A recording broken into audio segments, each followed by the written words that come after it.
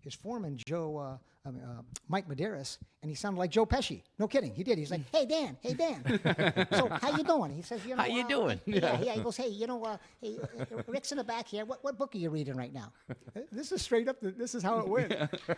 I was taking the customer to see a machine in Turlock, California, and the owner says, "If I'm going to be on my computer getting some business done. Just Mike will tell you what we need." And that's when he started in with that. He goes, "Okay, what you like reading books? What are you reading right now?"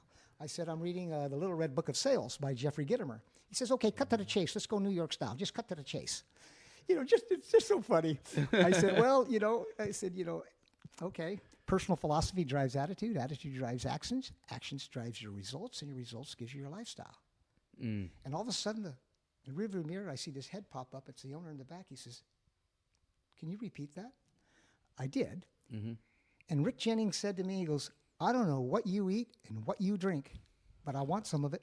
And so when we got back to Turlock, he dropped off Joe Pesci, and I ended up not only selling him equipment that day, but he asked me to do my very first motivational speaking engagement. He said, "If you can just transfer the energy that you have,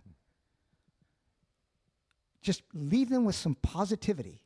Right. He goes, "I'll pay you well to do it." And then I went up to Sonora, California, to Galvin Fly Reels, as a fly fishing manufacturer, and he said, "Dan, how you doing?" I said, "I'm doing great. I wanted to come up and tell you. Remember you always told me to get into motivational speaking?" I said, "It's kind of a side hustle of mine now." He said, "Really?" I said, "Yeah, I did my first one." He goes, "When you doing one for us?" And that's how it got went. going. Right. And so you never know where the start's going to come from.